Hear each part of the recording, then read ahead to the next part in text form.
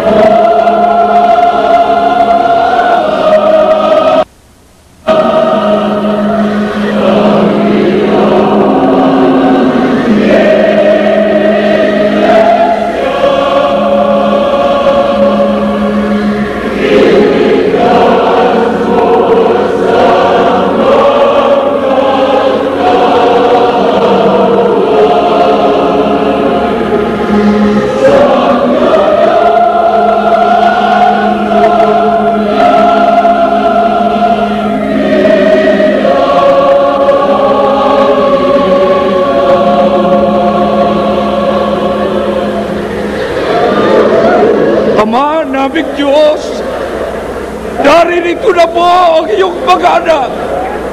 Araw ito na aming itinagda upang ikaw ay aming pasalamatan sa pagsapit sa 75 taon ng pagtatatagpo ng iyong iglesia dito sa Pilipinas. Ama, marami kaming dapat pasalamatan. Ginugunita namin isa-isa ang mga pagpapala mo, ang gawa mo sa iyong iglesia mula sa pagtitindig mo kay kapatid na Felix Manalo. Nakita siya ng mga tao, nag-iisa, walang duno, walang yaman, walang kapangyarihan. Ikaw, Ama, ikaw na malakas, ikaw na buhay na Diyos, ang tumulong kay kapatid na Felix Manalo. Sa loob ng 50 taon, itinaguyod mo siya, tinulungan mo para mapalaganap ang iyong talisay na salita. Napakarami ng mga tao na nagbalik loob sa iyo. Noong bawiin mo siya sa amin upang sa ibang pahinga, naiwan kami na sumasampalataya. Naiwanan niya kami, puno ng pag-asa. At ngayon, Amang Diyos, nagpupuri kami sa iyo. Nangitindig mo si kapatid na Iranyo Manalo. Hindi mo siya iniwan, lalo kang tumulong. Hinawakan mo siya sa pagtataguyod ng iyong banal na iglesia. Ilang taon lang ang nakalipat, hindi lamang sa Pilipinas lumaganap ang iyong salita. Nakarating sa iba yung dagat ang mga pagbabalik loob sa iyo. Ngayon, Amang nasa langit, 65 bansa na sa labas ng Pilipinas ang may iglesia ni Kristo. Ang mga hinirang mo, sama-samang nagpapasalamat, dinadakila ka namin. O Diyos ng langit, halika ngayon, Ama, babayin mo kami ng iyong kapangyarihan, lalo mo kaming patatagin. O Diyos, huwag mo kaming pabayaan, lalo kang sumaklolo at magpatuloy ang tagumpay ng iyong banal na iglesia. Aming inihiling sa iyo, gawin mo kaming lalong tapat, lalong pananampalataya, lalong magpakasigla sa banal na paglilingkod. Ang aming lamang pag-isuyo, huwag mo na kaming bibitiwan.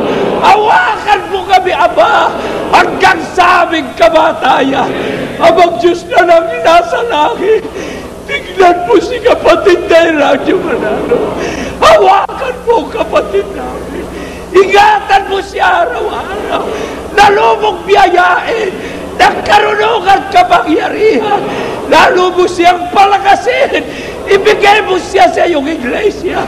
Kasama namin ipinagpapasalamat ang pagpapasinaya sa tabernakulo na hindi karagdagan na kalinglingan ng iyong iglesia na doon gagamitin sa mga paggawa ng kabanalan at paglilingkod sa iyo. Aba, huwag mo kaming iiwanan. Itaguyod namin ito na buong katapatan. Kapiling namin dito ang sambayan ni kapatid na Radyo. Pagpalain mo silang lahat. Makaliw tuwina kay kapatid na Radyo Manalo. Narito rin ang mga tagapamahala ng mga division sa Pilipinas. Pagpalain mo ang iyong mga anak. Maging tapat na katulong sa pagpapalaghanap ng iyong katotohanan at sa lalong ikaninig ng iglesia. Lahat kaming mga ministro, gawin mong pananampalataya.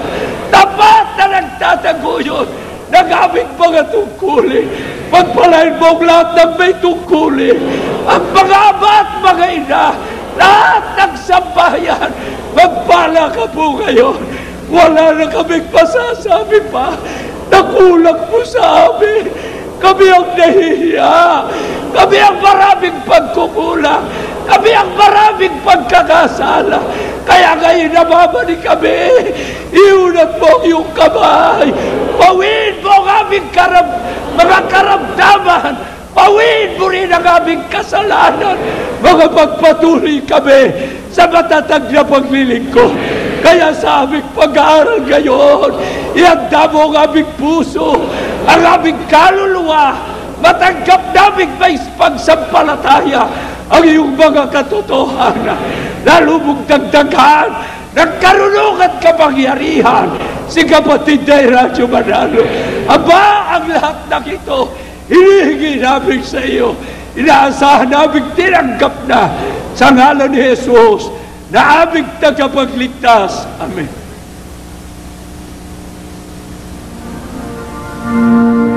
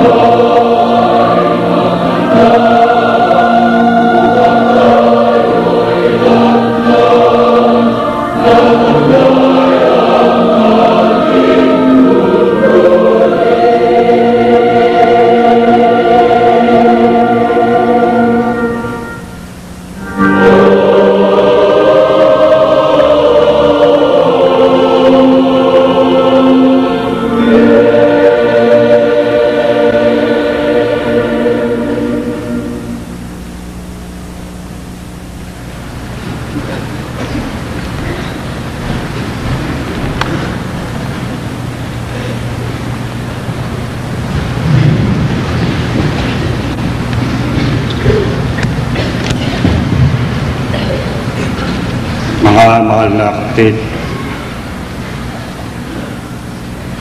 maraming salamat sa Diyos. Ang iglesia ngayon ay pumapasok sa isang panibagong yugto ng kanyang kasaysayan. At kayo na mga kapatid sa loob ng iglesia, ang siyang matibay na saksi kung ang iglesyang ito ay patuloy na masigla, patuloy na malakas, at patuloy sa kanyang kapangyarihan. Ang Iglesia ni Cristo ay gawa ng Diyos. Ito ay hindi panukala ng sino man sa atin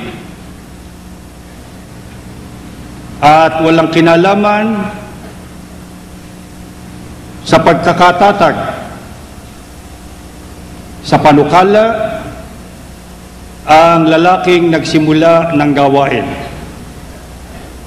Ang lahat ng nangyayari sa iglesia mula sa pasimula at hanggang sa kasalukuyan ay katuparang lahat ng mga pahayag ng Diyos na nakasulat sa mga hula ng Biblia na itinuro sa inyo hindi lamang ang salita kundi ang kapangyarihan sa pamamagitan na nakita natin ang lahat ng mga katuparan. Ngayon naman ay inaanyayahan ko kayo sa pamamagitan ng mga salita ng Diyos at sa mga hula pa rin sa loob ng Biblia na ating tanawin ang iglesia sa kanyang hinaharap. Ito ay isang kakaibang pag-aaral sapagkat kung noong mga nakaraan ay pinag-aralan natin ang mga pahayag ng Diyos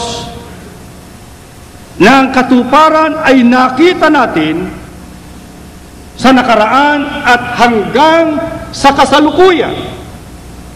Ang ating pag-aaral ngayon ay kakaiba sapagkat ito ay para sa darating pang panahon sa kasaysayan, magiging kasaysayan ng Iglesia ni Cristo alinsunod sa pahayag ng Diyos. Ano nga kaya ang itinakda ng Diyos na may kinalaman sa hinaharap pa ng Iglesia ni Cristo sa huling araw sa pamamagitan ng mga hula ng Biblia? Pakinggan ninyo at basahin natin ang Apokalipsis sa kanyang kapitulo 16, ang talata ay 12. At ibinuhos ng ika-6 ang kanyang mangkok sa malaking ilog na Euphrates, at natuyo ang tubig nito upang mahanda ang dadaanan ng mga haring mula sa sikatan ng araw. Meron bang hula na itinatakda ang Diyos sa iglesyang ito na para sa ngayon ay hinaharap pa ng iglesia? Ang binasa sa inyo ay nakasulat sa aklat ng Apokalipsis, aklat ng hula, na siya rin kinasusulatan ng hula tungkol sa pagsusugo ng Diyos sa huling araw na nasa Apokalipsis 7:2 hanggang 3. Ito bang binasang ito sa inyo tungkol sa pagkatuyo ng malaking ilog ng Euphrates para ihanda ang dadaanan ng mga haring magmumula sa sikatan ng araw, ay sa anong panahon tumutukoy? Bakit natin natitiyak na ito may kinalaman sa Iglesia ni Cristo sa huling araw na ito?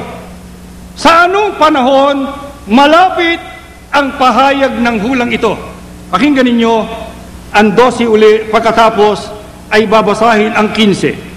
At ibinuhos ng ika-6 ang kanyang mangkok sa malaking ilog na Euphrates, at natuyo ang tubig nito upang mahanda ang dadaanan ng mga haring mula sa sikatan ng araw. Narito, ako'y pumaparitong gaya ng magnanakaw. Ano po ang ibinababala? Pagka ang gawain ito ng pagliligtas ng Diyos ay nakatatag na sa huling araw. Ang babala, narito ang sabi ng ating Panginoong Kristo, ako ay pumaparito na gaya ng magnanakaw. Pagka sa Biblia ay binanggit ang pagparito ng ating Panginoong Kristo na gaya ng magnanakaw, aling pagparito ang tinutukoy? Walang iba kundi ang ikalawang pagparito o araw ng paghuhukom na siyang katapusan ng sanglibutan. Sa makatwid, ang tinutukoy ng mga pangyayari sa talatang 12 ay may kinalaman sa panahon na malapit na ang ikalawang pagparito ni Kristo. Ano po ang palatandaan ng ikalawang pagparito ng ating Panginoong Kristo pagka malapit na?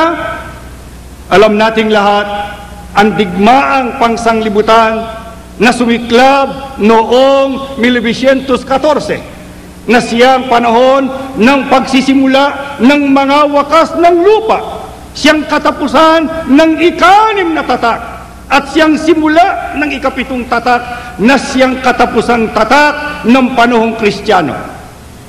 Meron nga ba ang gawaing bumangon sa panahong yan?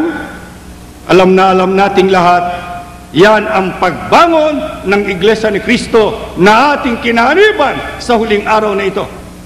Kaya't ang hula na ating pinag-aaralan ngayon ay tumutukoy sa atin.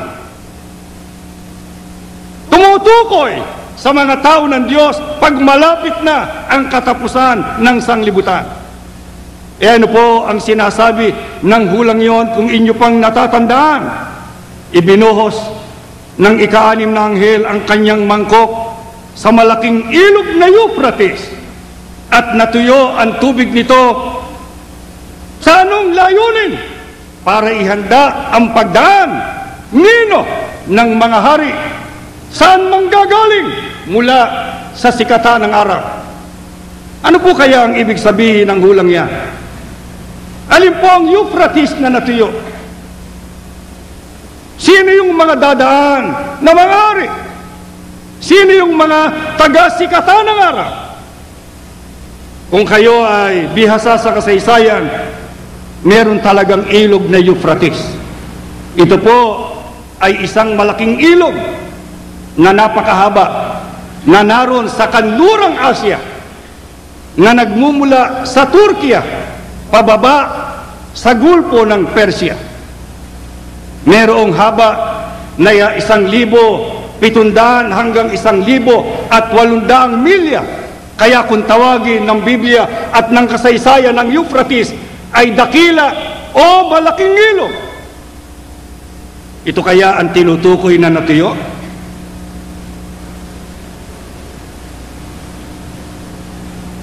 Alinsunod po sa mga nag-aral ng Biblia, lalong-lalo na sa nag-aral ng Apokalipsis, na alam na ang pananalita ng Apokalipsis, ang karamihan ay sumasagisag o nagsasagisag o naglalarawan. Ano po ang inilalarawan ng pagkatuyo ng ilog ng Euphrates? Pakinggan ninyo ang isang aklat na isinulat ni Lockyer na pinamagatang Revelation sa pahina 238. Pakinggan ninyo ang pahayag na ito. Ang pagkatuyo ng ilog Euphrates ay lumalarawan sa Babylonia mismo na nasa lugar na iyon. Alin daw po ang tinutukoy noong hula sa Apokalipsis na pagkatuyo ng ilog Euphrates? Yon ay lumalarawan sa Babylonia, sapagkat ang Babylonia ay mismong naroon sa ilog ng Euphrates. Baka sabihin ninyo, ang batayan ba natin ay itong mga komentarista ng Biblia? Ang pinagbabatayan ba natin sa pagpapaliwanag at pag-unawa ng hulang yan ay ang mga scholar ng Biblia? Wala ho bang patunay ang banal na kasulatan na yung pagkatuyo ng ilog ng Euphrates ay tumutukoy labang kanino? Pakinggan ninyo sa Jeremias 50:38 at pagkatapos ay 35. Ang pagkatuyo ay nasa kanyang tubig at mga tutuyo. 35. Hindi, tuloy mo yun sa itong basahe. Pati na Eme. Ulitin mo sa 38 yan. Isang tagtuyot sa kanyang mga tubig. Kita nyo? Binabanggit ang pagkatuyo ng mga tubig. Ang nabasa natin kaninang natuyong tubig ay ang sa ilog ng Euphrates. Tuloy mo. Ang mga ito ay matutuyo. Tuloy. Isang tabak laban sa mga taga-Babilonya. Pahayag ng Panginoon. Ano po ang sabi ng Panginoon Diyos? Ano raw ang kahulugan ng pagkatuyo ng mga tubig na tinutukoy ng mga tubig ang tubig sa ilog Euphrates? Ito ay isang tabak, ibig sabihin isang parusa, isang kapahamakan laban sa mga taga-Babilonya. Kaya mga kapatid, ang matutuyo ay ang Babilonya. Ang Babilonya sa Apokalipsis, yung mga nag-aral ng Biblia, at testigo ko ang mga ministrong nakikinig sa akin at ang mga kapatid na nakakaalala ng hula sa Babilonya. Ang Babilonya ay nakaupo sa maraming tubig na lumalarawan sa mga bayan, mga bansa, mga wika. Pero yun ho bang pagkatuyo ng Euphrates ay naganap na alinsunod sa kasaysayan? Tandaan natin, ang ating pinag-aaralan ay para sa hinaharap. Ang Apokalipsis ay nasulat ng panahong Kristiyano. At ang tinutukoy ng Apokalipsis ay para pa sa darating na panahon pag malapit na ang wakas. Pero meron na hubang naganap na pagkatuyo ng Euphrates alinsunod sa tala ng kasaysayan? At ano po ang ibinunga? At papaano ito nangyari? Pakinggan ninyo dito sa aklat ni Phillips na pinamagatang Exploring Revelation sa pahina 205. Pakinggan ninyo ang sabi ng aklat na ito. Ibinuhos ng ika-6 na anghel ang laman ng kanyang mangkok sa malaking ilog ng Euphrates at natuyo ang tubig nito upang maihanda sa pagdaan ng mga hari mula sa silanganan. Ang Babilonya at ang lahat ng kinakatawan nito ay malapit ng bumagsak. Sa gayong paraan ay muling nauulit ang kasaysayan dahil sa ang matandang Babilonya ay bumagsak nang inilihis ng mga hukbo ni Ciro na Persiano ang tubig ng Euphrates upang mapabilis ang kanilang pagpasok sa lungsod. Meron ho bang naganap na pagkatuyo ng ilog ng Euphrates noong unang panahon? Merong binabanggit dito na nangyari sa matandang Babilonya. Ang tinatawag hong matandang Babilonya ang unang imperyong pangsanglibutan na kilalang kilala sa panahon ng Haring Nabucodonosor sapagkat naroon ang isa sa tinatawag na 7 kahanga-hanga sa daigdig, one of the 7 wonders of the world, ay nasa Babilonya ang kanyang mga harding nakabitin. Alinsunod sa kasaysayan, kaya bumaksak ang matandang Babilonya sa pamamagitan ng hari ng Persia na si Ciro, sapagkat si Ciro ay inilihis ang mga tubig ng Euphrates na siyang sumasangga sa mga taga-silangan para makarating sa kanluran na siyang kinalalagyan ng Babilonya. Kailangan tumawid ang taga-silangan sa ilog ng Euphrates. Ano ang ginawa ng hari na si Ciro na taga-Persia para pasukin ang Babilonya? para ibaksak ang kaharian ng Babylonia. Inilihis niya ang tubig, tinuyo niya ang tubig, kaya nakadaan ang haring ito. Ito kaya ang tinutukoy ng hula ng Apokalipsis? Pero nagtataka ako, meron ba namang hulang paatras? Meron ba namang hulang pabalik?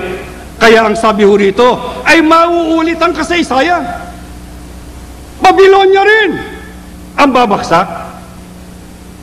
Babylonia rin ang matutuyo. Pero hindi na ang matandang Babylonia. Ito ang makabagong Babylonia na nakaupo rin sa maraming tubig. Alin po ang kinakatawan ngayon ng makabagong Babylonia na siyang katuparan ng pag-ulit ng kasaysayan? Pakinggan ninyo sa aklat na pinamagatang Apokalipsis sa pahina 229. Pakinggan ninyo ang pahayag. Nang ang sinaunang Babylonia, Yun ang matandang Babylonia, ay nasa kasikatan nito, ang masaganang mga tubig ng Euphrates ay naging pangunahing bahagi ng kanyang mga depensa. Noong 539 BC ay natuyo ang mga tubig na yaon nang ilihis ng Persyanong pinunong si Ciro ang agos nito. Sa ganito'y nabuksan ang daan upang makapasok sina Ciro na taga-Persya at Dario na taga-Media, ang mga hari mula sa sikatan ng araw. kita nyo? Tuloy. Ganito rin ang nakatakdang maganap sa makabagong Babylonia, ang pangdaigdig na sistema ng huwad na relihiyon. Alin po ang kumakatawan ngayon sa makabagong Babylonia? Kung ang sinaunang Babylonia, ang matandang Babylonia, ay talagang bumaksak sa pamamagitan talaga ng mga haring mula sa sikatan ng araw, na sila Ciro at sila Dario, na hari ng Medo-Persia, para ibaksak ang matandang Babylonia.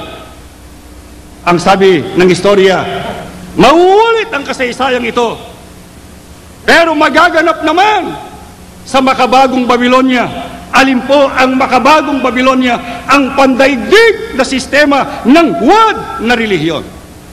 Sa makatwid, ang Babylonian tinutukoy ay relihiyon. Pero anong uring relihiyon? Huwad, falsipikado, hindi tunay, hindi relihiyon ng Diyos. Yan po ang tinatawag ngayon na Babylonia.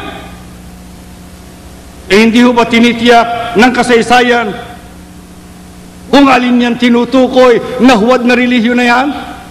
Hindi kuro-kuro natin, mga kapatid. Basahin natin ang patotoo ng istorya. Pakinggan ninyo dito sa isang aklat na pinamagatang a verse-by-verse commentary on Daniel and the Revelation sa pahina 843. Pakinggan ninyo ang sabi.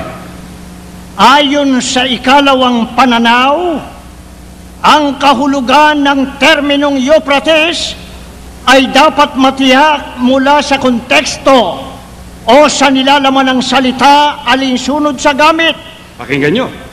Na nagpapahayag na ang terminong Babylonia ay tanging ginamit bilang isang sagisag ng tumalikod na Kristyanismo. Alin po yung huwad na relihiyon na isinasagisag ng Babylonia? Yung po ang tumalikod na Kristyanismo. Sa makatwid, merong naganap na pagtalikod sa pagka-Kristyano. Ang Kristiyanong tinutukoy ang mga taong kaanib sa tunay na iglesia ng ating Panginoong Jesucristo. Ang tunay na iglesia ng ating Panginoong Jesucristo ay itinatag ng ating Panginoong Jesucristo at pinangasiwan ng mga apostol ng siya umakyat sa langit. Alinsunod sa kasaysayan, magkakaroon ng pagtalikod sa iglesyang yan. At ang magsasagawa ng pagtalikod ay isang huwad na relihiyon na ang pinakasagisag niya sa Apokalipsis ay ang makabagong Babylonia.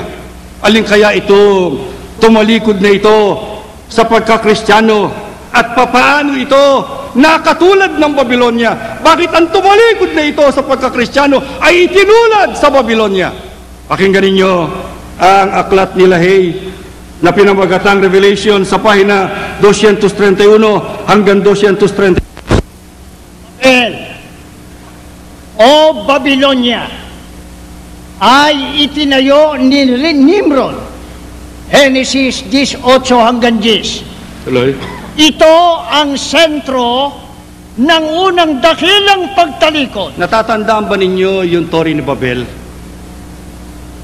Yun yung Tori ni Babel ay itinayo ng lahi ni Nue. Patay na si Nue nun. Ang utos ng Diyos sa lahi ni Nue ay kinakailangan sila ay kumalat sa buong sanglibutan. Pero yung lahi ni Nue ay ayaw. At sapagkat meron silang eksperyensya sa Diyos na nililipol niya ang mga sumasalangsang sa kanya sa pamamagitan ng baha, kaya inisip ng lahi ni Nue na baka sila uli bahain ng Diyos. Kaya ang ginawa nila ay nagtayo sila ng isang tore na ang plano nila ay paabutin hanggang sa langit. Siguro iniisip ng lahi ni Nue, kung babaha at tayo naroon sa tore, nakarating tayo sa langit at bumaha hanggang langit, pati ang Diyos ay mababaha. Yun po ang kapilyuhan ng lahi ni Nue. Ano po ang tawag dun sa itinayo nilang tore? Tori ni Babel, na ang pangalan ng una ng lugar ay Babel, pero naging Babel na ang ibig sabihin ay kaguluhan. Kaya ho, pagka sinabing Babel, ang sabi ng binabasa natin ngayon ay sentro ng unang dakilang pagtalikod. Ang kauna-unahang pagtalikod sa Diyos ay ginanap ng mga tao na nagtayo ng Tori ni Babel, na siyang pinanggalingan ng salitang Babilonia. Ano ho? Naisagawa noong Babel o Babilonia ang pagtalikod noong una. Pakinggan ninyo at itutuloy natin. Dito, ang kulto ng Babilonia ay naimbento. Isang sistema na nag-aangkin sa pinakamataas na karunungan at sa pagsisiwalat ng mga pinakabanal na lihim. Bago ang isang kaanib ay tanggapin, ay kinakailangan muna niyang magkumpisal sa pare. Ang pare sa gayon ay nailalagay siya sa kapangyarihan nito. Yan po ay ginagawa ng unang Babilonia, na siyang sistema ng unang pagtalikod. Pero sino ho nagmanan niyang sistemang yan na papagkumpisalin ng mga tao sa mga pare nila? Ituloy mo. Ito ang sikreto ng kapangyarihan ng mga pare ng Iglesia Katolika Romana ngayon. Sa makatwid ang nagsasagawa ho ng unang kulto ng Babilonia, na magkumpisal ang mga miyembro para mahawakan sila sa kapangyarihan ng mga pinagkukumpisalan nilang mga pare, ay isinasagawa ngayon ng mga pare ng Iglesia Katolika Apostolika Romana. Ang itinatanong ko, paano napasalin sa Iglesia Katolika ang sistemang ito ng kulto ng matandang Babilonia na siyang nagsagawa ng unang pagtalikod? Ituloy natin. Sa gayon, ang unang emperador Romano ang naging pinuno ng pagkaparing Babilonia, at ang Roma ang kahalili ng Babilonia. Ang emperador ng Roma ay nagpatuloy sa paggamit sa katungkulan ng pinakamataas na pontipice hanggang 376 AD nang si Emperador Graciano sa mga kadahilan ng Kristiyano ay tinanggihan ito. Tuloy. Ang obispo ng Iglesia Katolika sa Roma, si Damascus, ang siyang nahalal sa posisyon. Siya ay obispo na ng may 12 taon. Ginawang obispo noong 366 AD sa pamamagitan ng impluensya ng mga monghe ng Mount Carmel, isang paaralan ng relihiyon na taga-Babilonia na unang itinatag ng mga pare ni Jezebel. Pakinggan niyo kasunod. Kaya noong 378 AD, ang pinuno ng Orde ng Babilonia ay naging pinuno ng Iglesia Romana. Nasalin. Primero ho ay nasalin muna sa mga emperador ng Roma.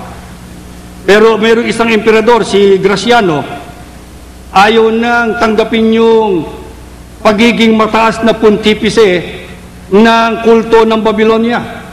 Sino ho ang pinagsalinan? Obispo ng Iglesia Katolika na si Damasco. Kaya noong 378, ang pinuno ng orden ng Babylonia ay napasalin sa pinuno ng Iglesia Romana. Ano ho nangyari? Tuloy mo. Sa ganito, ay pinag-isa ni Satanas Sino? ang Roma at Babylonia sa isang sistemang pangrelihiyon. Yun hong relihiyong pagano ng Babylonia at saka ng Roma, napuntang lahat sa Iglesia Romana at naging kanyang sistema. Ano ang ibinunga sa Iglesia Katolika? Anong nakita sa Iglesia Katolika nang masalin sa kanya ang kulto ng Babylonia na kanyang minana sa mga emperador ng Roma? Eto na. Pagkatapos na si Damascus ay ginawang pinakamataas na pontifice o papa, Ayan. ang ritos ng Babylonia ay nagsimulang lumitaw sa harapan. Ang pagsamba kay Birhen Maria Ayan po ang isa. ay sinimula noong 381 AD. Tuloy. Lahat ng mga tanyag na kapistahan ng Iglesia Katolika Romana ay nagmula sa Babylonia. Halimbawa, Ang Easter ay hindi Kristiyanong pangalan. Ito ay nangangahulugang Istar, isa sa mga titulo ng reyna ng langit ng Babylonia, na kung saan ang gayong pagsamba na ginawa ng mga anak ni Israel ay kasuklam-suklam sa paningin ng Diyos. Ang batas ukol sa pag-aalaala ng Easter at ng Kwaresma ay ibinigay noong 519 AD. Ang Rosario ay nagmula sa pagano. hindi ba mga gawain ng Iglesia Katolika yan? Tuloy pa. Walang kautusan sa mga salita ng Diyos para sa paggamit ng tanda ng krus. Saan ang galing yan? Ito ay nagmula sa mistikong tao ng mga Kaldeo at Ehipsyo. Ito ay galing mula sa titik Te, ang simula ng pangalang Tammuz, at ginamit sa mga misteryo ng Babylonia para sa makamahikong hangarin na ginamit din ngayon ng Iglesia Romana. Tuloy. Ang pagbabawal ng pag-aasawa sa pare, celibacy, ang tonsura, Alam ba niyo yung tonsura? Yun hong dinapuan daw ng Espiritu Santo yun eh. Inubang ukit sa ulo ng pare. Pero alam ko ay dinapuan ng labahan ng barbero. Alam niyo kung saan nakuha yung tonsura? Ang tonsura. ang tonsura, ukit na pabilog sa ulo ng mga pare, at ang orden ng mga monghe at madre ay walang kautusan o kapangyarihang mula sa banal na kasulatan. Ang mga madre ay imitasyon lamang sa mga banal na birhen ng paganong Roma. Kaya ang Iglesia Katolika ho ay hindi Kristiyano. Nagpapanggap na Kristiyano.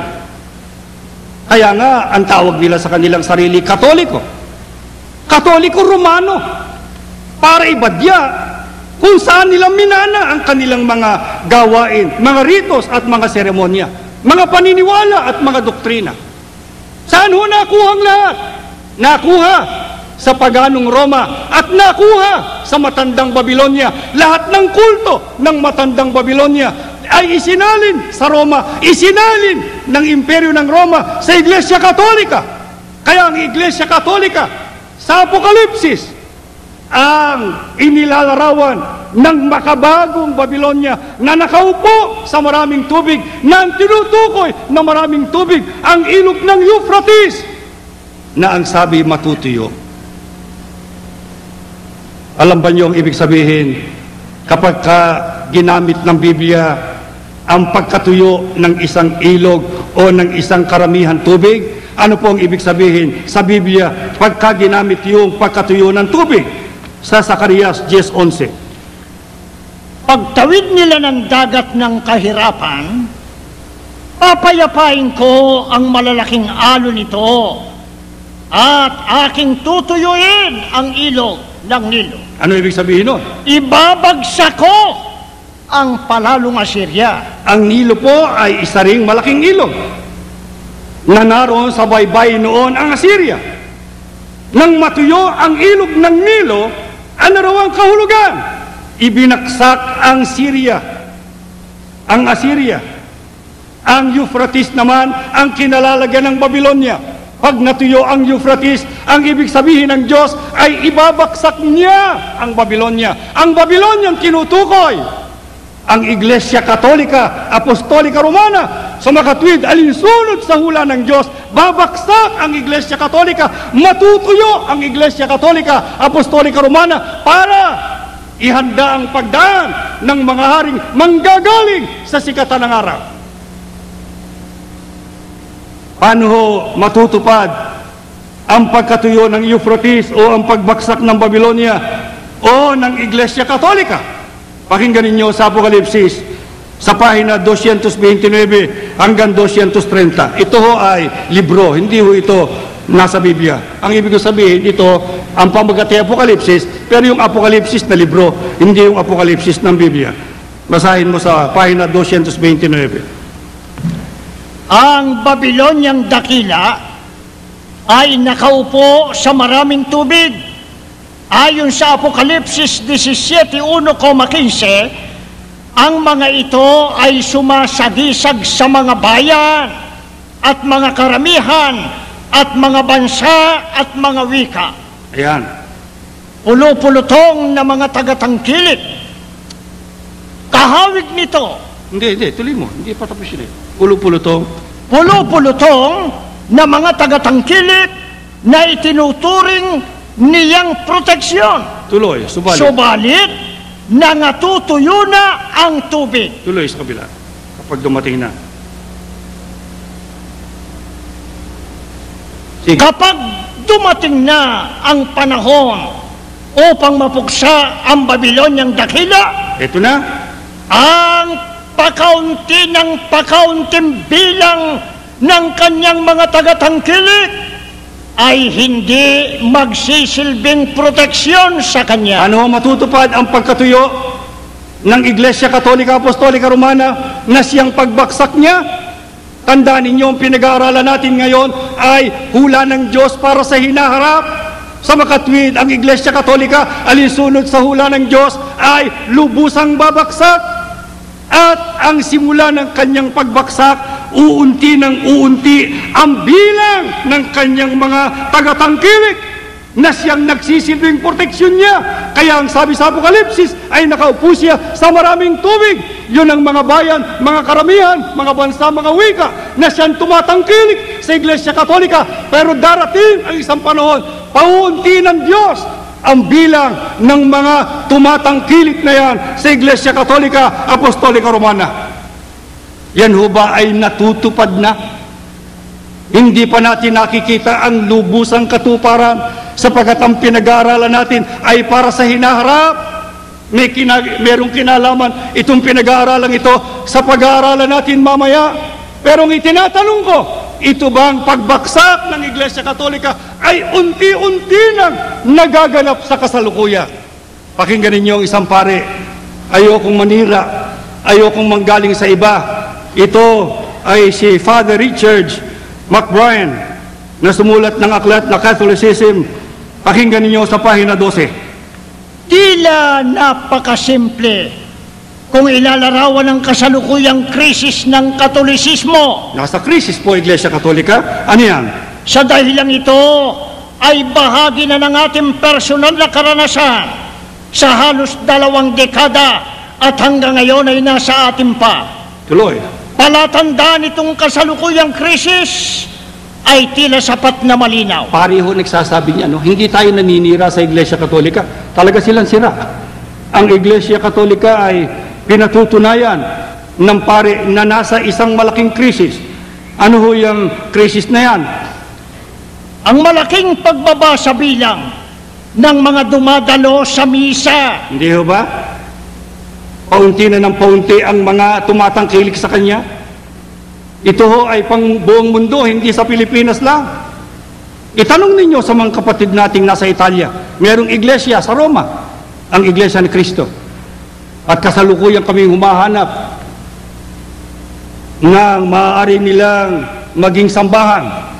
Ang question lang, ang inyaalok, yung mga matatandang simbahang nangakasara na ng Iglesia Katolika. Tinatanong ko lang sa mga kapatid, paano yung mga multo sa loob niyan? Ano gagawin natin doon sa mga mamaw, sa mga momo na naririyan sa loob? Alam niyo, sabi ng mga kapatid, nagtataka raw sila sa Pilipinas kung bakit iniintindi pa Iglesia Katolika. Pero sa mismong sentro ng Iglesia Katolika sa Roma, ay hindi pinapansin ng Iglesia Katolika. Kaya nagsasara ang kanilang mga simbahan. Sa iba't ibang panig ng daigdig, lalo na sa Amerika, ay nagre-rebelde ang mga paring Amerikano laban sa Papa at sa kapangyarihan ng Papa. Ituloy natin ito kung ano pa ang palatandaan ng unti-unting pagkatuyo, pagkasira at pagbagsak ng Iglesia Katolika. At ng mga pumapasok sa pagkapari at sa makarelihiyong pamumuhay. Ibig sabihin po, yung mga seminarista, nawawala na. Tuloy natin. Ang mataas na insidente ng diborsyo at muling pag-aasawa. Yan po ay paghina ng Iglesia Katolika. Sige pa. Ang lumalaganap na pang-teolohiyang pagtutol, pagkalito at pag-aalinlangan ukol sa teolohiya ng Iglesia sa mga bagay na pangkatisismo. Alam niyo, pagka ang isang relihiyon ay kinukwestiyon na ang kanyang mga doktrina ng kanyang mga miyembro o ng kanyang mga tagapagtaguyod, ay tanda ho ng pagkasira, tanda ng kanyang pagbaksak. Sapagkat ang buhay niya ay nakasalalay sa kanyang mga doktrina at sa kanyang dogma, sa kanyang mga aral. Pagka ang mga aral na yan na pang-teolohiya ay hindi na pinaniniwala, ang ibig sabihin, ang relihiyong yan ay unti-unti nang napapawi sa kanyang pag-iral. Hindi ho lang yan. Ano pa? Ang di pagtanggap sa otoridad ng Papa ukol sa mga bagay sa birth control. Ang paglaban sa gayong otoridad hinggil sa mga isyu gaya ng pag-oordina ng mga babae at ang pagbabawal ng pag-aasawa sa mga pare. Pinag-aawayan ho yan. Gusto ng mga pare na mag-asawa na. Gusto naman ng mga babae na sila maging pare. Ayaw naman ng Papa. Kaya nakakahati-hati yung Iglesia Katolika. Sige pa. Ang paglayo ng damdamin ng mga kabataan sa Iglesia Katolika. Yan po ang patunay ng pare na si McBride na ang Iglesia Katolika ay nasa malaking krisis, nasa paghina, nasa kanyang pagbaksak. Bakit ho nagkaganyan? Kung tignan natin ang Iglesia Katolika ay napakalakas at napakamakapangyarihan. Palibhasa ito'y isang pandaigdig na organisasyon. Ano dahilan? At ito'y humina. Ano ang dahilan? At ito ay bumabaksak. Sino ho ang may kagagawan ng nagiging pagbaksak ng Iglesia Katolika? Ang babasahin sa inyo ay sinulat ng isang dating pare, si Malachi Martin. Pero nananatiling scholar ng Vatikano. Ang pamagat ng kanyang libro ay kapansin-pansin, The Decline and Fall of the Roman Church. Ang paghina at ang pagbaksak ng Iglesia Romana. Yun ang pinag-uusapan natin ngayon. Ang itinatanong ko sa inyo, sino ang responsable sa pagbaksak na ito at paghinang ito ng Iglesia Katolika na siyang katuparan ng pagkatuyo ng Ilog Euphrates? 258. Si Eugenio Pacelli. Bilang Pio XII, 1939 hanggang 1958, ay hinalinhan ni Angelo Roncalli bilang Juan 23, 1958 hanggang 1963, ang mabuting Papa Juan, gaya ng pagkakilala sa kanya ng kanyang mga kapanahon. Ang kagulat-gulat kay Papa Juan ay sa loob lamang ng 5 taon, iginiba niya ang mga bagay na pinagsikapan at ipinakipaglabang panatilihin at palaguin ng bawat Papa mula pa noong ika-4 na siglo. Pagkatapos, nilubos lamang ng kahalili ni Juan na si Papa Paulo VI ang pagwasak na ginawa ni Papa Juan sa matandang iglesia at sa kasalukuyang Papa kay Juan Paulo II, iniwan ang isang wasak na institusyon na naghihintay na lamang sa krus na danang kasaysayan ng kanyang tanging laging kapiling ay ang pinakamalubhang pag-aalinlangan at pinakamalubhang suliranin. Yan po ang sitwasyon sa Iglesia Katolika. Sino ang nagwasak? Yung Papa Juan na Papa Juan 23. Na sa loob ng 5 taon, alam nyo, yung Papa Juan na yan, ang siyang tumawag ng Konsilyo sa Vaticano numero 2. Yun Konsilyo sa Vaticano yun, ang gumawa ng katakot-takot na pagbabago sa Iglesia Katolika na siyang nagpahina rito sa kagagawan ng Papang yan. Pagkatapos itinuloy na wasakin ng humalili sa kanya si Papa Paulo ika-6.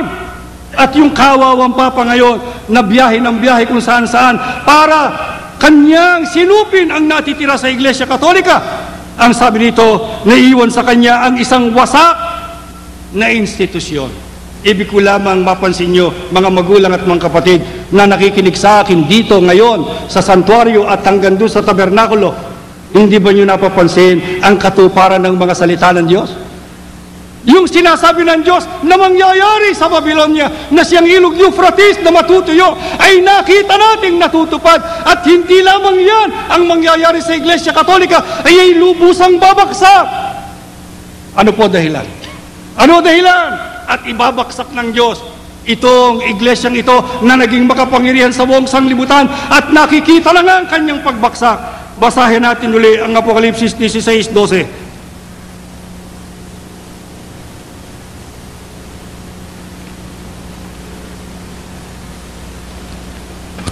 At ibinuhos ng ika-6 ang kanyang mangkok sa malaking ilog na Euphrates. Alam nyo, parang nababasa ko rin sa mukha ng isang kapatid na sumasamba na baka naman itong nangyayaring ito sa Iglesia Katolika maremedyohan pagdating ng araw. Oo nga, humihina siya ngayon. Pero marami naman ang ikang organisasyong humihina pero nakarecover, nakabangon. Ang itinatanong ko muna bago babasahin niya ni kapatid na Emeng, mapipigil pa kaya itong paghinang ito at pagguhong ito ng Iglesia Katolika? Ituloy natin yung binabasa mong aklat bago natin iwan sa pahina 11. Ang pinakakagulat-gulat at napakapalaisipang pangyayari sa nakalipas na 20 taon ay ang bigla at di mapag-aalinlangan ng paghina ng Iglesia ng Roma sa kanyang pansimbahang organisasyon at pang-ideolohiyang pagkakaisa. Dahil sa lubos na kabiglaan ng pangyayaring ito, ang kanyang paghina ay naging isang malaking kasawian. Bakit? Tuloy mo. Sa kasalukuyang kalagayan, tila walang makatwirang dahilan upang asahan na ang paghinang ito ay mapipigil pa. Kita nyo na, scholar nila yan. Ito po ay nagsuri sa Iglesia Katolika. Ito'y scholar ng Vaticano. Ito'y dating pari ng Iglesia Katolika. Nalinsunod sa kanya, ang pangyayari sa Iglesia Katolika ang paghina ay isang napakalaking kasawian sapagkat walang makatwirang dahilan para asahan ng paghinang ito ay maaaring mapigil pa sa hinaharap. Ibig sabihin, tuloy-tuloy na ito'y bubulusok. Mga hanggang kailan ang hula sa eksistensya ng Iglesia Katolika bilang isang makapangyarihang organisasyon. Aring nariyan siya. Hindi naman siya siguro mabuburang ganap sa mapa. Pero yung kanyang lubusang paghina alinsunod dito hanggang kailan po na lang hinuhulaan. Tuloy. At wala rin makatwirang dahilan upang hintayin ng kasalukuyang pang-organisasyong kayarian ng kagalang-galang na iglesyang ito ay tatagal pa ng langpas sa kasalukuyang siglo. Ang kasalukuyang siglo ay 20th. 1989 tayo ngayon. Nasa 20th century tayo. Matatapos ito. pagkatapos ng 1999 ay papasok ang 21st century. Ewan ko, ito'y hula po ito noong sumulat ng Decline and Fall of the Roman Church na alinsunod sa kanya ay hindi natatagal sa susunod pang siglo ang Iglesia Katolika Apostolika Romana. Kung yan po ay matupad, ibig sabihin ay natupad ang isang bahagi ng hula na ating pinag-aaralan. At kung natupad ang isang bahagi ng hula sa pamamagitan ng pagkatuyo ng ilog ng Euphrates, ay dapat ding matupad ang susunod na bahagi na may kinalaman sa atin na mga Iglesia ni Cristo ngayon. Ano po yung ikalawang bahagi ng hula? 12. At ibinuhos ng ika-6 ang kanyang mangkok sa malaking ilog na Euphrates, at natuyo ang tubig nito upang mahanda ang dadaanan ng mga haring mula sa sikatan ng araw. Ano po ang susunod na pangyari?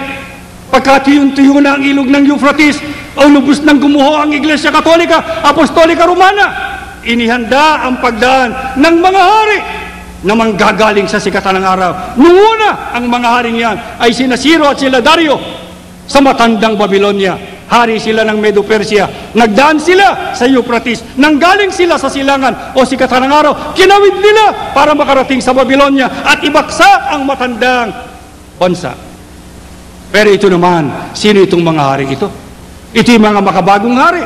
Pero alinsunod po sa Biblia.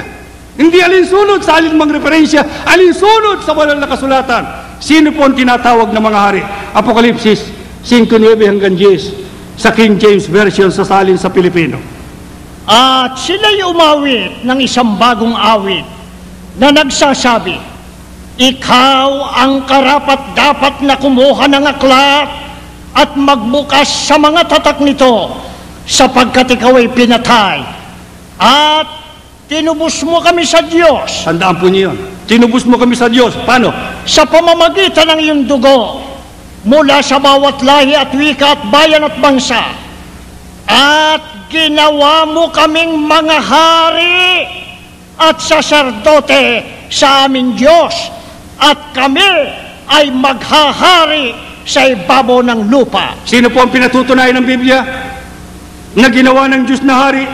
Maghahari sa ibabaw ng lupa? Yung mga tinubos ng dugo ng ating Panginoong Jesucristo. Para sa Diyos sila yung mga hari. At mga saserdote pa ng dakilang Diyos. Sino ho yung mga tinubos na yan ng dugo ng ating Panginoong Jesucristo?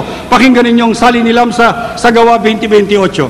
Ingatan ninyo kung gayon ang inyong sarili at ang buong kawan, na sa kanila inihalal kayo ng Espiritu Santo na mga katiwala, upang pakanin ninyo ang Iglesia ni Cristo na binili niya ng kanyang dugo. Sino po ang binili? Sino ang tinubos ni Kristo ng kanyang dugo? Yun ang Iglesia ni Kristo. Ano ang tinubos ng dugo ni Kristo? Ginawang mga hari. Sa makatwid, sino ang mga haring tinutukoy na magdadaan pagkatuyo ng Babylonia o ng Iglesia Katolika? Ang mga Iglesia ni Kristong manggagaling sa sikatan ng araw. Siguro itatanong ninyo, paano naman naging hari ang Iglesia ni Kristo? Salat-salat ng kapatid yung ulo niya at hinahanap yung kanyang korona. Ako pala hari. Paano ako naging hari? At kailan ako maghahari? Itanong natin sa Biblia, Apokalipsis 26. Bakit po ang Iglesia ni Cristo ay tinatawag ng mga hari? Paano at kailan sila maghahari? Mapalad at panalang makalakip sa unang pagkabuhay na maguli. Sa mga ito'y walang kapangyarihan ng ikalawang kamatayan, kundi sila'y magiging mga saserdote ng Diyos at ni Kristo at mangaghaharing kasama niya sa loob ng 1,000 taon. Maghahari nga ho ba ang Iglesia ni Cristo? Opo. Kailan? Pagkatapos na maganap ang unang pagkabuhay na maguli,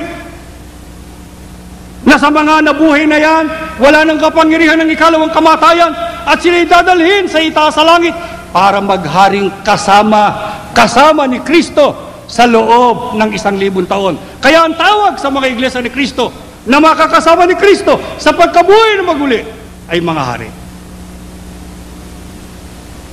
Yun ho ba ay pinatutunayan ng mga scholar ng Biblia Alinsunod ho ba sa mga nagsipag-aral ng Biblia? Yun hong sinasabi sa binabasa nating hula na pagkatuyo ng ilog Euphrates at pagdaan ng mga haring mula sa sikatan ng araw. May kinalaman nga raw ho ba yan sa Iglesia ni Cristo? Ito ho ay patunay na ng mga nag-aral ng Biblia. Napatunayan na ng Biblia na Iglesia ni Cristo ang dadaan pagka natuyo na ang Iglesia Katolika. Pero pinatutunayan ho ba yan ng mga scholar ng Biblia? Pakinggan ninyo ang Matthew Henry's Commentary on the Whole Bible sa volume 6 sa pahina 95. Ang pagkatuyo ng ilog, na noon ang ilog ay nagkaloob sa siyudad ng Babylonia ng kayamanan, pangangailangan at lahat ng uri ng tulong. Sa pamamagitan nito, ang daan ay naihanda para sa mga hari ng silangan. Kung gayon, maaaring ang ganap na pagbagsak ng kapapahan, ang pag-aalis sa mga balakid na ito, ang magbibigay daan Tuloy. kapwa sa mga Hudyo at ibang mga bansa sa silanganan na makapasok sa Iglesia ni Cristo. Sa makatwid, kahit ang mga nagsipag-aral ng Biblia ay naniniwala na yung mga haring magmumula sa sikatan ng araw ay may kinalaman sa Iglesia ni Cristo at sila'y dadaan pagkatuyo na, baksak na ang Iglesia Katolika, Apostolika Romana. Pero aling Iglesia ni Cristo yan? Yung bang Iglesia ni Cristo sa Jerusalem na pinangasiwa ni Cristo ng mga apostol? Ito pong Iglesia ni Cristo ito, itong mga haring ito ay manggagaling sa sikatan ng araw. Alin pong gawain niyan sa sikatan ng araw? Iglesia ni Cristo rin. Pakinggan ninyo sa Apokalipsis 7:2-3. At nakita ko ang ibang anghel na umaakyat mula sa sikatan ng araw, na taglay ang tatak ng Diyos na buhay, at siya'y sumigaw ng tinig na malakas sa apat na anghel na pinagkaloob ang maipahamak ang lupa at ang dagat, na nagsasabi, huwag ninyong ipahamak ang lupa, kahit ang dagat, kahit ang mga punong kahoy, hanggang sa aming matatakan sa kanilang mga noo ang mga alipin ng ating Diyos. Alin pong gawain niya na Iglesia ni Cristo rin?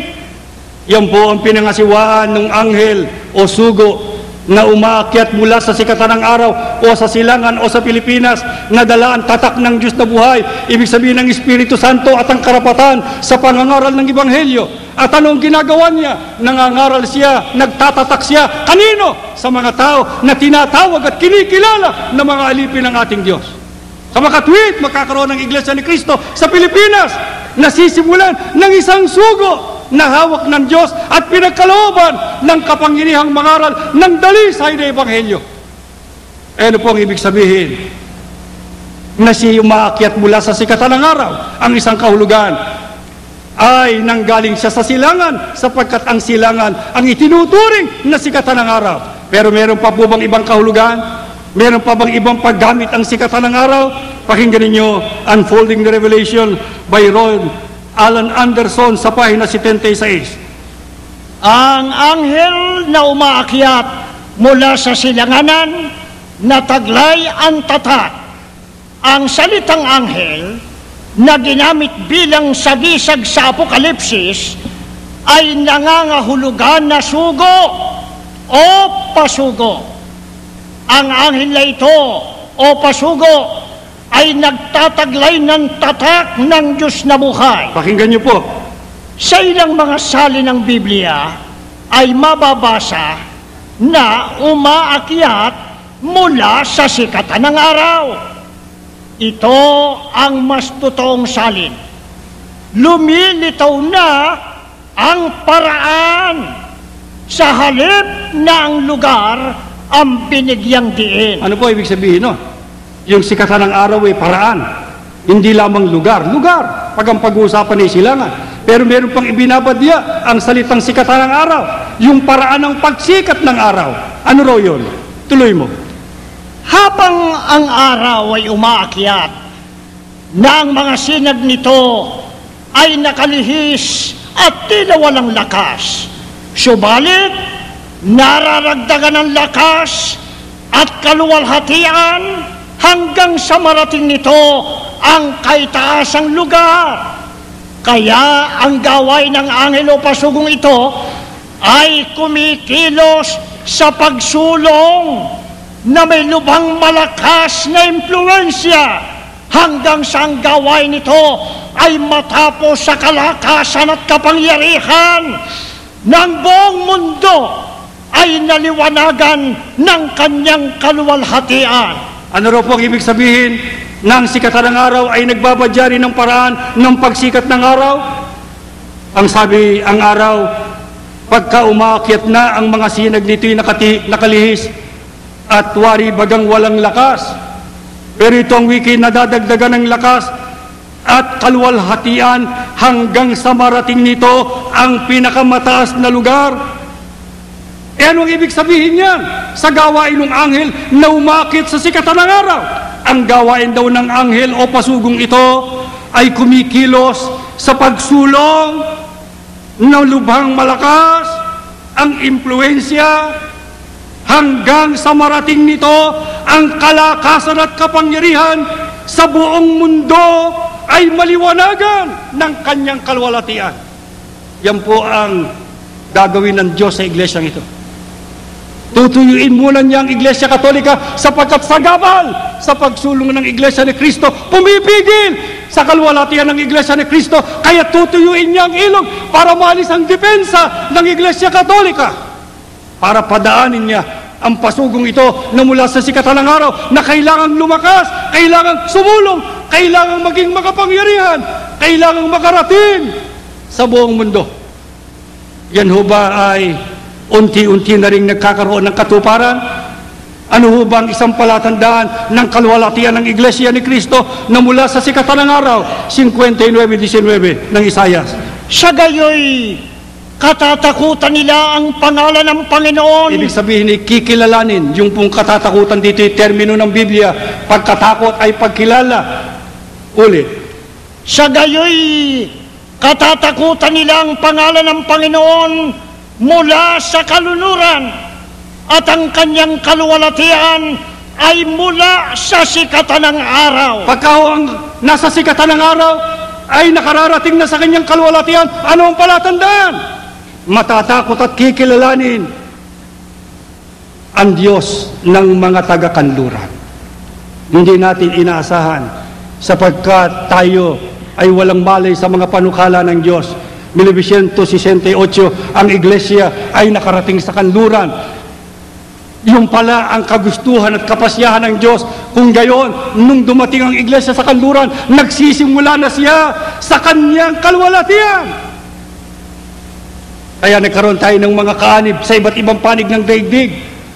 65 bansa sa labas ng Pilipinas, kinatatatagan na ng Iglesia ni Cristo. Malapit na mapalibutan ng Iglesia ang buong mundo. Mangyayari ho ba yun? Yan ang hula ng Diyos. Yan ho ang tutuparin niya sa Iglesyang ito. Bakit ka naniniwala na hindi mangyayari sa Iglesia ni Cristo? Pakinggan ninyo kung pinatutunayan ho ba ng mga hula ng Biblia ang patotoong ito? Sa sugong mula sa sikatan ng araw, kung saan manggagaling ang kanyang lakas, 41:13 at 10. Ako ang Panginoon na inyong Diyos, at siyang nagpapalakas sa inyo. Ako ang may sabing, huwag kayong matatakot at tutulungan ko kayo. Ano mo mapipigil yan? Lakas ng Diyos, tulong ng Diyos, tuloy pa. Ako isa sa inyo, huwag kang matakot. Ako ang iyong Diyos, di ka dapat mangamba kanino man. Palalakasin kita. Hindi ho bang sigaw nung ibang anghel sa 7:2 sumigaw ng tinig na malakas? Umaakyat mula sa sikatan ng araw.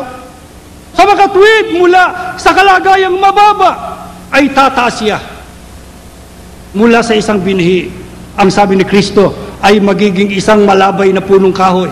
Ang tinig niya'y malakas, sapagkat ang sabi ng Diyos, palalakasin kita, tutulungan kita, iingatan kita, at ikaw ay aking ililigtas. Ano po ang gagawin ng Diyos sa mga hadlang, sa mga naghambalang na hadlang, sa mga kumakaaway sa pasugong ito? Pakinggan ninyo sa 41:11 hanggang 12. Lahat ng may galit sa iyo ay mapapahiya, at mamamatay ang sinumang lumaban sa iyo. Hahanapin ninyo, ngunit di masusumpungan. Ang kaaway ninyo'y wala ng Yan ho talaga. ay natupad. Hindi pang hinaharap lamang yan. Nakita natin kung ano ang nangyari. Sa mga kumakaaway sa Iglesia ni Cristo, naging baliwala. Naging walang bisa ang kanilang pakikibaka, sapagkat ang sabi ng Diyos, sila ay mapapahiya. Hindi mo sila masusumpungan. Pero hanggang dito ba lamang ang hula ng Diyos sa mga magiging kaaway ng Iglesia? Lahat ba sila ay mapapahiya? Lahat ba sila ay mawawala? Wala bang ititira ang Diyos doon sa mga kaaway na yon? Pakinggan ninyo 60 at 14 ng Isaias. Yung mga nagpahirap sa inyo, ay yuyuko sa inyo bilang pagkalang. Aba, makakasama natin sila. Kikilalanin nila ang Iglesia. Darating ang panahon yung mga kaaway na yan, igagalang ang Iglesia, yuyuko sila sa Iglesia. Bakit? Tuloy pa. At ang lahat namang nagtakwil sa inyo'y magpapatira pa sa inyong paanan. Ika'y tatawaging lungsod ng Panginoon, Siyon, lungsod ng banal ng Israel. Ano po ang ibig sabihin noon? Yung mga nagtakwil sa iyo ay magpapatira pa sa iyong paanan. Ano ho ba ang simulang kalagayan sa lipunan ng gawain ito? Subalit anong itinakda ng Diyos na magiging kalagayan niya sa hinaharap? 60 at 15. Ikaw noong unay kinamumuhian at di pinapansin. Hindi ba totoo yan? Itanong ninyo sa mga matatandang kapatid. Maski ngayon, sa mga liblib ng mga nayon, sa mga probinsya, sa mga lalawigan, kinamumuhian at hindi pinapansin ng Iglesia. Pero ano sabi ng Diyos? Ngunit, mula ngayon, itataas kita at dadakilain. Ano po ang sabi ng Diyos? Saan hanggang pagkamuhi, pagtatakwil ng mga kaaway? Ang sabi ng Diyos, itataas kita at ikaw ay aking padadakilain. Napakalaki ng plano ng Diyos sa iglesyang ito. Paano ho mangyayari yan? Ano ang itinalaga ng Diyos na ipagkaloob sa hinaharap ng Iglesia ni Cristo sa huling araw para siya maging lalong dakila, para siya matanyag, para siya lalong matanghal sa buong sanglibutan? 60 at 16 ng Isaias. Mapapasa iyo ang kayamanan ng ibang mga bansa. Hindi ho ba ang Babylonian tinutukoy na dati mayaman at hanggang ngayon ay mayaman pa siguro? Pero ang sabi ng Diyos, masasalin sa iyong mga kayamanan yan. Mapapasa iyo ang kayamanan ng ibang bansa. Tuloy. At ang mga hari tutulong sa iyo ng pag-aaruga. Hindi ho ang ibig sabihin sila ang sasandigan natin, yung mga pinuno. Pero ang sabi ng Diyos, ang mga pinuno, pababayaan kong tumulong sa iyo. Nakikita natin yan, na mayroong mga pinuno na kumikilala sa iglesia. Ang totoo, ang isa sa nagpadala ng pagbati sa Iglesia ni Cristo ngayon sa anibersaryo ito ay ang presidente ng Estados Unidos ng Amerika na si George Bush at saka ang kanyang vice-presidente na si Dan Quayle. Pero ang sabi ng Diyos, hindi lang kikilalanin. Darating ang panahon, sila'y tutulong sa iyo ng pag-aaruga. Tuloy mo. Basahin mo ulit 16. Mapapasa iyong kayamanan ng ibang mga bansa at ang mga hari tutulong sa iyo ng pag-aaruga. At malalaman mo na ako ang Panginoong iyong manunubos at tagapagligtas, ang makapangyarihang Diyos ng Israel. Ito bang iglesyang ito ilalago pa?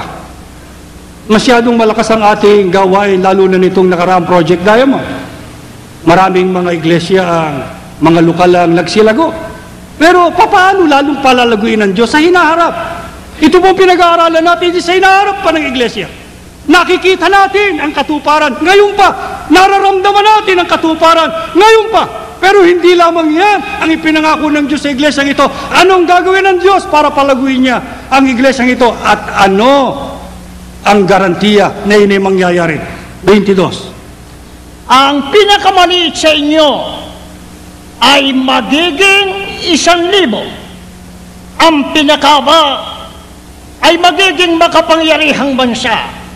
Ako ang Panginoon, gagawin ko itong madali sa kanyang Hindi kapanahunan. mo magtatagal yan. Gagawin ko itong madali sa kanyang kapanahunan. Ang mga maliliit sa inyo gagawin kong 1,000. Di ba marami pa tayong maliliit na mga lokal? Itanong nyo sa mga tagapamahala. Sa ibang bansa, merong mga maliliit na mga lokal. Pero sasabihin ko, ang sabi ng Diyos, ang pinakamaliit sa iyo ay gagawin kong 1,000. Ang pinakaaba ay gagawin kong pinakamakapangyarihan. Anong garantiya? Ang sabi ng Diyos, ako ang gumagarantiya. Gagawin ko ito lalong madali sa kanyang kapanahunan. Ito bang sinasabing ito ng mga hula ay nababanaaga na ngayon sa katuparan? Nakikita na ba ang katuparan nito sa mga pahayag ng Diyos? Itong mga pahayag na ito ng Diyos, tayo ba lamang ang saksing testigo na ito'y natutupad na? Pakinggan ninyo ang patotoo ni Leonardo Mercado, isang editor ng Filipino Religious Psychology, sa pahina 128. Pakinggan ninyo ang sabi niya. Sa 63 taon ng Iglesia ni Cristo, noong 1977, Noon pa ito ginawa eh. Yung akdang ito, noon pa nasulat. Tuloy. ay nakita ko ang pagunlad nito mula sa mahirap na iglesia ng masa hanggang sa mayaman. Maimpluwensya at makapangyarihang iglesia ni Cristo sa mga taon ng 1970. Hindi na ito ang noon ay mahirap na iglesia.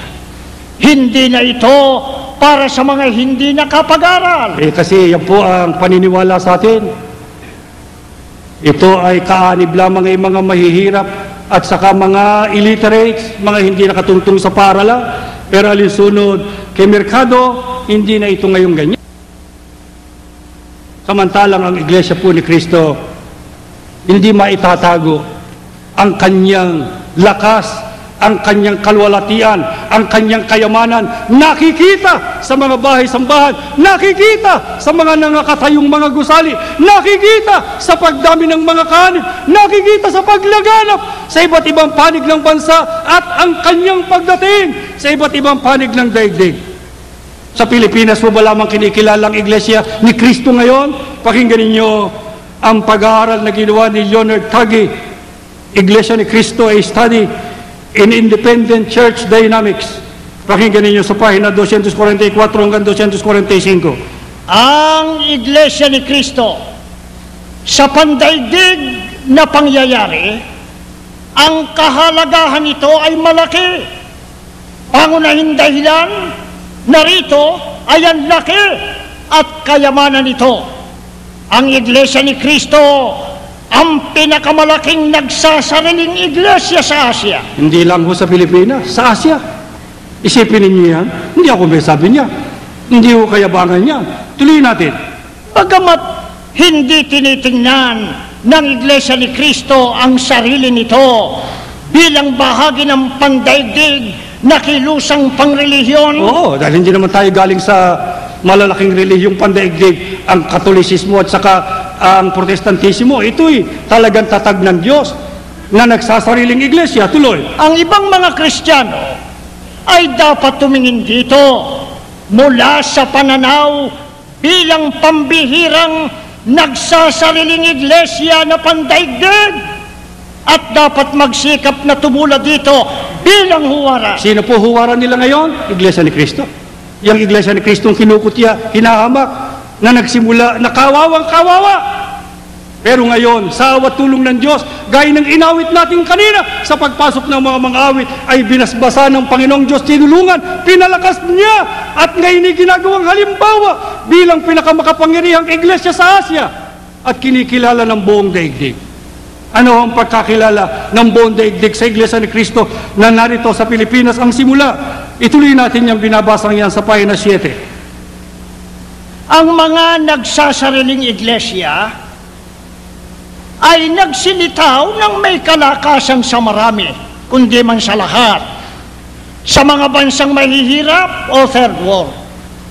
Ang isa sa pinakamalaki pinakamayaman at pinakamakapangyarihan sa mga iglesyang ito ay ang Iglesia ni Kristo na mabilis na lumalaki sa Pilipinas. Yan ho ang patotoo nila. Buong kapakumbabaan na tayo yumuyuko ng pagpapakababa sa Diyos. Pero ang mga kaaway na natin, sapagkat ang sumulat niyan ay kalaban ng Iglesia ni Kristo, pero hindi niya mapasinungalingan ang nakikita niya, ang Iglesia ni Kristo raw ang pinakamakapangyarihan at mabilis na lumalaking iglesia na nagsimula dito sa Pilipinas. Mga kapatid, ang ating leksyon ay sa hinaharap ng iglesia. Ang Iglesia Katolika ay bubaksak at patuloy sa kanyang pagbaksak. Ang Iglesia Katolika ay hihina ng hihina para dumaan ang paglago ng Iglesia ni Kristo. Ang Iglesia kaya ni Kristo ito ay lumubog din at kumupas katulad ng Iglesia Katolika. Anong sinasabi ng Diyos?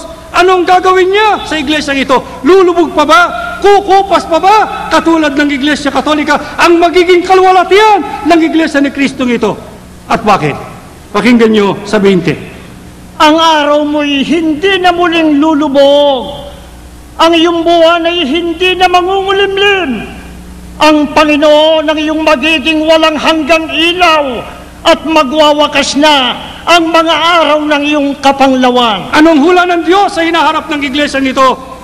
Ang kanya bang kalwalatian ay lilipas pa. Ang sabi ng Diyos, ang araw mo hindi nalulubog. Umaakyat ka mula sa sikatan ng araw, magpapatuloy ang iyong pag-akyat. At ang Panginoon Diyos, ang dahilan ay ang Panginoon Diyos ang magiging iyong ilaw. Ang ibig sabihin ng Diyos, ang habang buhay, habang panahon, aalalay, tutulong at kakasi sa iglesyang ito.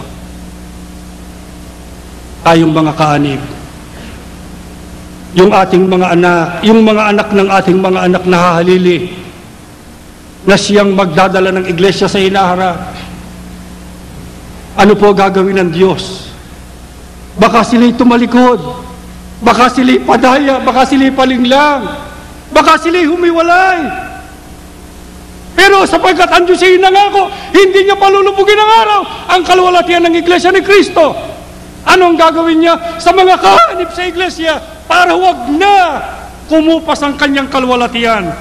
Jeremias 32:39 hanggang 40. At bibigyan ko sila ng isang puso at ng isang daan upang sila'y matakot sa akin magpakailanman sa ikabubuti nila. Tayo lang? At ng kanilang mga anak pagkamatay nila. Ano gagawin ng Diyos?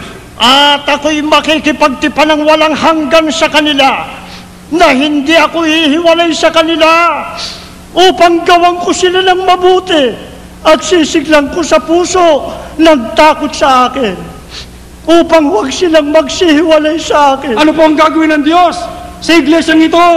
Patuloy hanggang sa kanyang mga anak. Ang sabi ng Diyos, bibigyan ko sila ng isang puso, isang daan, para sila matakot sa akin magpakailanman sa ikabubuti nila at ng kanilang mga anak. At ako'y makikipagtipan sa kanila ng isang tipang walang hanggan. Hindi ako hihiwalay sa kanila. Gagawan ko sila ng mabuti. Sisidlang ko sila ng takot sa akin para huwag na silang magsihiwalay sa akin. Ganyan po kamahal ng Diyos ang iglesyang ito at ang bawat isa sa inyo. Kaya't ano ang hinaharap na itsura ng mga kaanib sa iglesyang ito? Basahin mo sa 60 at 21. Ganito ang sabi ng Diyos. Ganyan sana tayong lahat. Ito po inaasahan ng Diyos sa atin. Pakinggan ninyo ang babasahin. Ang mamamayan mo'y magiging matuwid iyong pamumuhay. Kaya ang lupa'y aariin nila habang nabubuhay. Ibig sabihin ng bayang banal. Anong gagawin ng Diyos? Parang iglesyang ito huwag matalikod. Anong ibibigay niya na puso at diwa? Ang kanilang wikang pamumuhay ay magiging matuwid na lahat. Sa makatwid, kung meron mang mga natatapon sapagkat hindi talagang kabilang sa bayan ng Diyos, kitang-kita ko't damandam ako sa pangangasiwa sa iglesia ang maraming mga kapatid na sumisigaw kahit nasa liblib na lalawigan. Pag merong bumabangong katiwalian, hindi sila pumapayag. Ayaw nila na sila'y pasunurin sa mali, pasunurin sa kamalian at sa katiwalian.